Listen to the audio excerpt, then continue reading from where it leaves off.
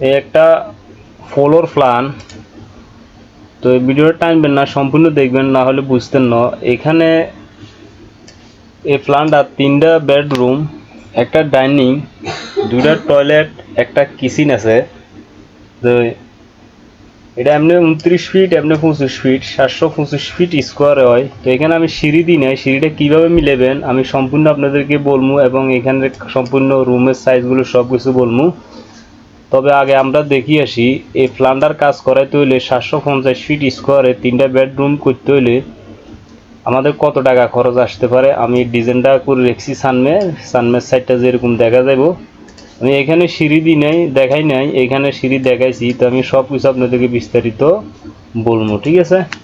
আপনারা ভিডিওটা টানবেন না, একবারে সুন্দর করে ভিডিওটা দেখেন, তাহলে অবশ্য সব কিছু বুঝতে পারবেন। আর যদি টানি টুনি দেন তাহলে কিছু বুঝতে পারবেন না। যদি আমরা এই প্ল্যানটা যদি 2 তালা করি, 2 তালা করলে 2 তালা ফাউন্ডেশন দিয়ে যদি আমরা 1 তালা করি, তাহলে আমাদের খরচ আসবে 11,60,000 টাকা। মানে যদি 2 তালা ফাউন্ডেশন আমরা দিবার পরে যদি আমরা নিচতলা 1 তালা কমপ্লিট করি, তাহলে আমাদের খরচ আসবে 11,60,000 টাকা। তো যদি আমরা 2 তালায় কমপ্লিট করি, তাহলে আমাদের টাকা আসবে 21 লক্ষ টাকা সিঁড়িঘর সহ, ঠিক আছে? সিঁড়িঘর সহ 21 লক্ষ টাকা আমাদের এই প্ল্যানটা 2 তালা কমপ্লিট করলে এই টাকাগুলো লাগবে। তো এখানে আপনি মিস্ত্রি খরচ সহ শুধু আপনি টাইলস, টয়লেট এবং কিচেনে টাইলস বইতে পারবেন, আর কোনো জায়গায় টাইলস বইতে পারবেন না। যদি আপনি বসান তাহলে এটা আপনার বাড়তি খরচ লাগবে। এখানে ইলেকট্রিক, প্লাম্বারিং কাজ এবং মিস্ত্রি খরচ সহ, ঠিক আছে, সম্পূর্ণ মিলাই আপনার দরজা জানালা সব মিলাই, মানে আপনি থাই গ্রিল, ঠিক আছে, এগুলো সহ। তো যদি আপনি দরজা বেশি হাই কোয়ালিটি লাগাইতেন যান, অবশ্য তেমনটা পারবেন না, কারণ চলা মতো সবাই যেভাবে লাগায়, যে দামে লাগায় আপনি এই দামে লাগানি চলা পর্যন্ত। অত সামনে মেইন দরজাটা একটু দামি লাগাইতে পারবেন। এবার স্টিল এবং কাঠ বেশ কম নাই, ঠিক আছে? এখন স্টিলের দামও বাড়তে গেছে, কাঠেরও সেরকম দামি দরজাও আছে, ঠিক আছে? যদি চলা মতে আপনি লাগান, সবাই যেভাবে যে মালগুলো লাগায় আপনি যদি এইভাবে লাগান, তাহলে আপনার 2 তালা কমপ্লিট করতে 21 লাখ টাকা খরচ হইব, এবং শুধু কিচেন এবং টয়লেটে আপনি টাইলস লাগাইতে পারবেন। আর বাকিটা যদি টাইলস লাগান তাহলে আপনার খরচ এখানে আরও বাড়তি আসবো। আপনি এখানে চাইলে 1 কোটি টাকা খরচ করতে পারেন, আপনাকে কেউ মানা করতে না। কিন্তু চলা মতে আপনি ব্যবহার করার মতে যদি আপনি কাজ করান, তাহলে 2 তালা কমপ্লিট করলে 21 লাখ, আর 1 তালা কমপ্লিট করলে 11,60,000 টাকার মতন আপনার এই ঘরটার কাজ করাইতে আপনার খরচ আসবো।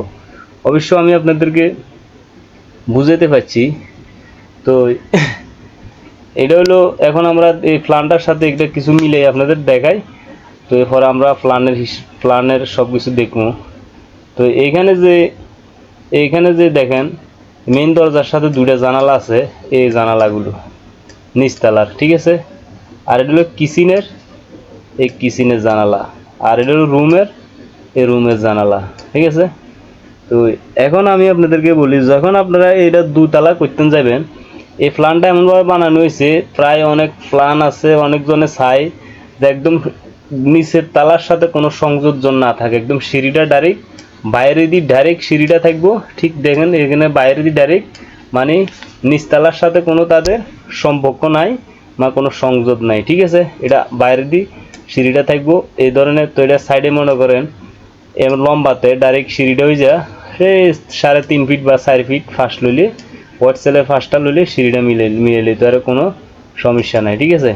তো এই জন্য যখন আপনি 2 তালাত করবেন, 2 তালা যাওয়ার পরে এখানে সব কিছু বরাবরে থাকবো, শুধু একটু মোটিভেট করলে সম্পূর্ণ হয়ে যাবে। কিচেনটা এখানে ভিতরে চলে আসবো, আর এখানে বাকিটা এদিকে টয়লেট হয়ে যাবো, এটা রুম অ্যাটাচ টয়লেট হয়ে যাবো, আর এটা ওপেন বরাবরে থাকবো। শুধু যখন এটা এখানে দরজা থাকবে, এখানে তো বন্ধ হইব। তো এই রুমের সাথে এই রুমে আসার জন্য এই রুমটারে এখান থেকে একটু কাটে দিতে হবো, মানে দরজাটা, এই রুমের দরজাটা এখানে বসবো, এটা এদিকে চলে আসবো, ঠিক আছে? এই সিস্টেমটা শুধু এটাই করতে হবো, আর কোনো কিছু না। এই সিস্টেমটা শুধু এটাই করতে হইব, তো আর কোনো কিছু না। ঠিক আছে, এখানে আর কোনো কিছু করার প্রয়োজন লাগবে না। এখানে উপরে ডাইরেক্ট সানমে যে দুইটা বেডরুম, ডাইরেক্ট দুইটা বেডরুম পাই যাবেন। তো এটা হলো নিচের সিস্টেম আর এটা হলো উপরের সিস্টেম। ঠিক আছে, আর এটা হলো গড়বিডি। ঠিক আছে, তো আর এটা হলো সিঁড়িঘর। এই সিঁড়িঘরটা আপনারা চাইলে ছাদ করতে পারেন আর খোলা রাখতে পারেন। যদি খোলা রাখেনও সমস্যা নাই, তবে খোলা রাখলে মেঘ বৃষ্টি করলে আপনি শিলে ধরে যাবো।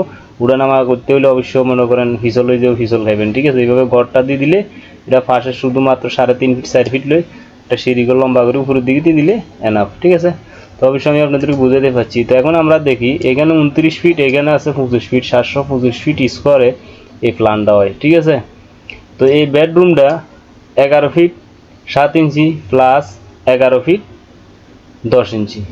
আর এই বেডরুমটা আছে 11 ফিট 6 ইঞ্চি প্লাস 11 ফিট 6 ইঞ্চি। এই বেডরুমটা আছে 12 ফিট প্লাস 11 ফিট 7 ইঞ্চি। আর এই ডাইনিং রুমটা আছে যে 12 ফিট প্লাস 8 ফিট 10 ইঞ্চি। আর এখানে একটা ওপেন টয়লেট আছে, এই টয়লেটটা হলো 4 ফিট প্লাস 7 ফিট। আর এখানে একটা অ্যাটাচ টয়লেট আছে 4 ফিট প্লাস 7 ফিট।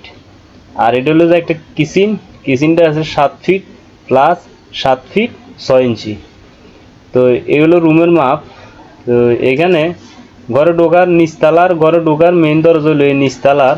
এই ঘরে ঢোকার মেইন দরজা এটা, এই ঘরের মেইন দরজা এটা। ঢোকার পর আপনি একটা ডাইনিং রুম পাইবেন।